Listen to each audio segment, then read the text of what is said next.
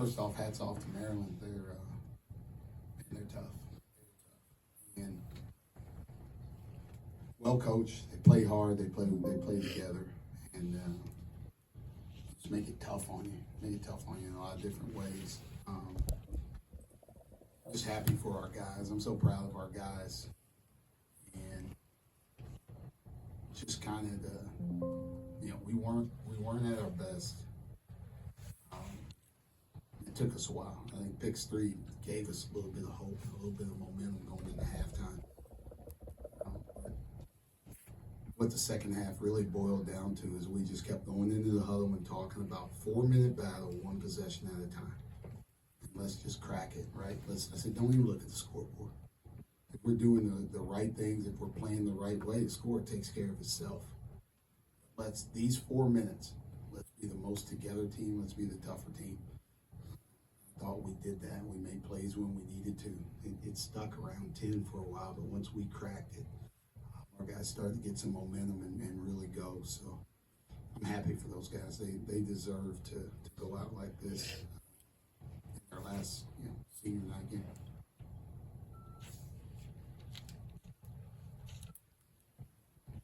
What have you seen change with Cam in the last week or so? Seems like he's a completely different player, especially. It's like he's been really aggressive, trying to get to his spots, and we talk a lot about our shot profile as a team. We want to get to the rim. We want to get layups. We want to shoot open threes. We don't want to shoot a boatload of mid-range, tough pull-up twos. But he's thrived on that throughout his whole career. So I really talked to him, or tried to talk to him about, be yourself, and I'll coach the other guys. Like the fear is, Cam starts shooting some pull-ups, then somebody else thinks it's okay. So they take 2. Somebody else thinks it's okay, and they take 2. Somebody else takes another one, and now that's all we're getting. It was like, you be yourself. Just be yourself. And I'll continue to coach everybody else. And I think he's just playing with no pressure. He's just playing free. He's just been loose. He's been in attack mode. He's scored when he needed to. He's been, even when he was struggling, he's continued to work on his game. So now, he's very confident in his shot, shooting open threes. So he's been as big of a factor as us playing this well late in the year as anybody. Look at you. Maryland's defense was really good and attentive in the first half. You guys either looked tired or tense or something. Was it tight or? I think so. I think they're a little bit of emotion of this being their last opportunity, right? Senior night, you're going through that. It's emotional, even though even if you've had one before, even if you've done it, right? It's still emotional, and you also want to play well. I felt like after Northwestern, I told those guys that we did, our fans deserved us to play well for how we finished the game here the last time they saw us. Maybe we were just trying too hard. Maybe we put too much on us. But also, they were good defensively. They forced you to play a lot of one-on-one. We only had 3 assists at halftime. We got to our spots a little bit better in the second half and forced them to force them to rotate a little more, and that helped us now start to swing the ball, start to spray the ball, and get it to a bunch of other guys. So maybe it just took a while. And we were probably too tight, probably too tense. And even myself, I was on those guys, those officials early in the game about different things that I thought I saw. Sometimes when I do that, it rubs off on them as well, right? I got to be better. Courtney teed you up to deserve it? 100%. Micah, I'll ask you one loaded question and then one big picture question. Do you feel as if you've done enough to make the NCAA tournament? Then a follow-up, early in the season, in the Big Ten season, there were a lot of games where you were blowing people out, but in tight games, you were struggling a little bit. You flipped that. What happened there, and how important is that going into this, to where you're going now? Yeah. Just playing together a little bit more longer in the season. We're adjusting to how people are guarding us. So now late in the game, they can do things on the fly. They can talk to each other on the fly late game. I had a boatload of timeouts left, but it also allowed, they didn't have any. It also allows them to talk about how they want to set their defense and what they want to do, when we can just go to a simple action that we've been running the whole second half. And now it's just communication between Pickett and Funk to say, who do you have on you? Do you want him on you, or do you want somebody else on you, right? And now what do we do with the next guy, right? It's all simple. It's all communication. We can do it fast, and we can just play without allowing other people to set things up. So they know what they're looking for. They know what they're trying to get to, and I think that's helped us late game of really executing. I don't know. I don't know about like what we've done. Like we've won 19 games. We won 10 games in the Big Ten. We've beaten good people. We've at home we've gotten some. At one point down the road was like really a struggle. We won 3 straight on the road. Like we're starting to take some question marks away, I think. I don't know. I would love if they would like put me on the committee. I don't think like there's a first for everything, right? Like you let me come on the committee and like be a part of it. But we're just gonna go to Chicago and keep playing. We're playing our best basketball. We wanted to be playing our best basketball in March. We won 5 out of 6. And that 6th game, we played really well for 25 minutes, right? We're playing our best ball right now. And this is what we've been aiming for all season. Now we just, go have fun. Let's go have fun. Let's enjoy what we're doing. Let's enjoy playing together. And this whole week is going to be a circus. It's going to be a circus in Chicago because anybody can beat anybody on any night. So get rested, you get healthy, and you go play your best basketball. Coach, the arena was pretty loud, pretty rocking here this afternoon. How much did you guys feed on that, and how does that affect you kind of down the stretch? I thought it was great. How into it our fans were, and we needed it. We needed every bit of it, all right? And you got to do something to get them. You got to do something to get them going. And we started playing well and started scoring some baskets offensively. And then as we're going back to that other end to play defense, they were loud, they were yelling, they were cheering, and that spurred our guys. It just spurred us, right? Like, I don't know, I feel like sometimes when somebody's shooting it, like you see that ball start to curve, right? That's a little bit of the fans. That's a little bit of the environment. Some of those missed shots, right? Shots that people normally take. A little bit of pressure when the game gets close. The crowd gets into it, right? The basket gets a little bit smaller on that other end. And I thought our guys did a great job of really fighting through and letting the crowd kind of push us to where we needed to go. You practically begged these guys to be a team that defense encourages offense. Was the second half your vision? Yeah, because we had to dig deep a little bit and get some stops. We're not gonna bounce back from that 12-point deficit, 10-point deficit without stringing together some stops.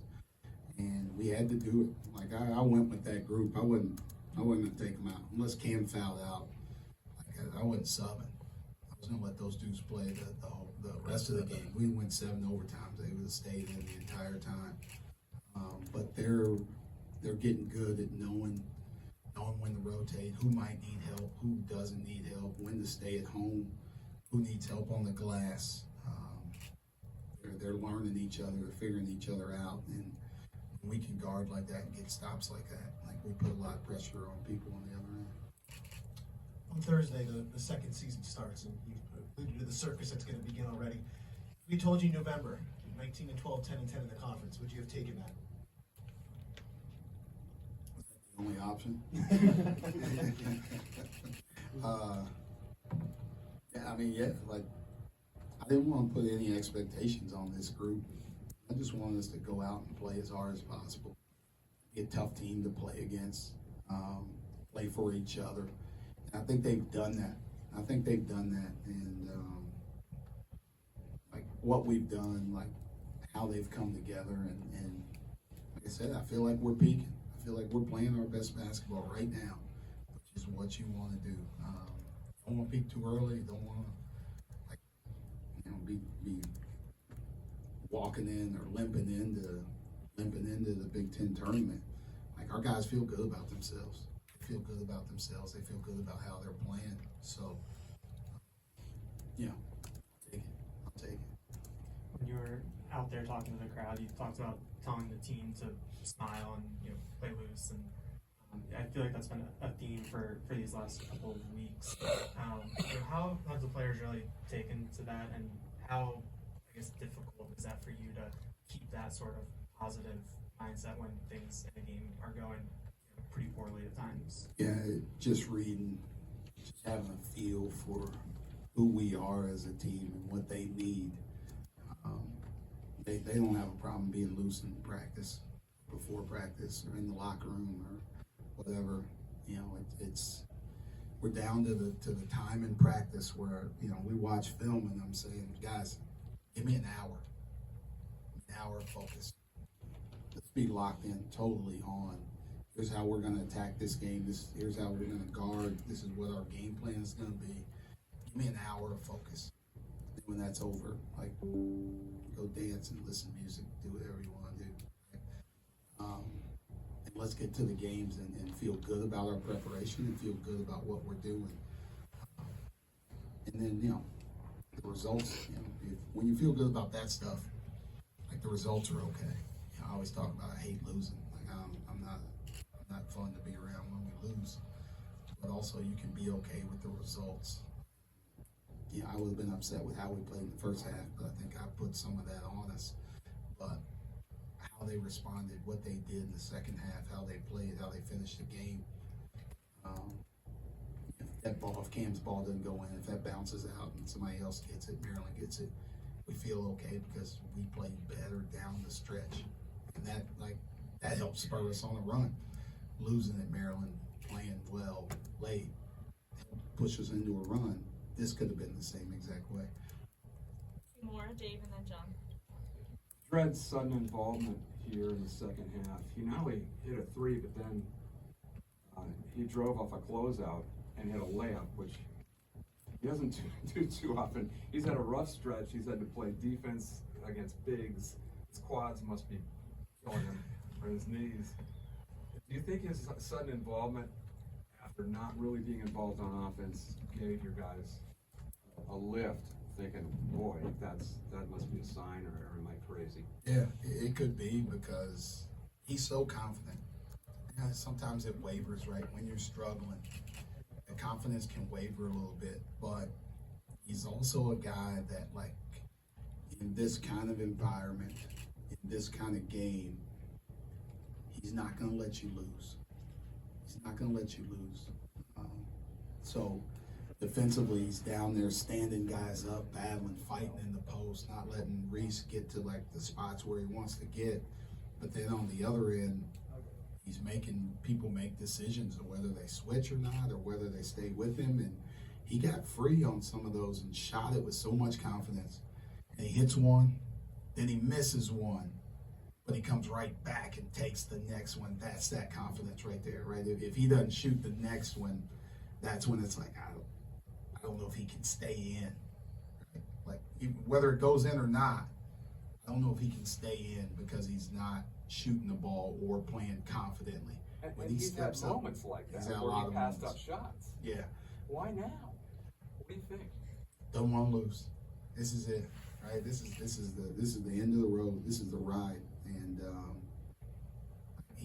when you get to that moment, like, there's guys that you look to, and when we're at our worst moments, when we need something to happen, he's a guy that always looks at me and says, "I got you, coach. I got you." And that, like, I felt that from him today. He was going to help will us to what we needed to do to win. Micah, what was the design on that last play? Like, what shot were you looking to get and on that last possession? And what was your perspective? Like, could you see Cam under there getting that rebound? What was your perspective as We had gone to that a couple of times in the second half, and you know, one, it was a matter of Funk communicating the pick, whether he wants to set this screen or not, who's guarding, right? I think Hakeem Hart had started on Pickett in the backcourt, so we want to get him off of him because he's a really good defender. We wanted to get him off of him, so Funk sets it, clears him. So now they were doubling from a lot of different areas. Well, as we're doing this and we're drawing this up, Cam's cutting through. I told him to just stop kind of in the dunker because we already got three guys spaced, right? Funk is up there, Miles is on the perimeter, Seth is on the perimeter, and if Cam goes out there as well, that's easy for them to rotate once they double team, right? Pickett goes, he gets stopped, now he turns back and he gets to his shot. Cam's near the basket already. If he would have went to the perimeter, he probably never gets that. Probably never gets it. So, like, hats off to him for sticking it out, staying around there, and going to the glass and helping us. Made a big time play, and big time decision to kind of be in the right spot at the right time. Thanks, my guys. Thanks, Mike.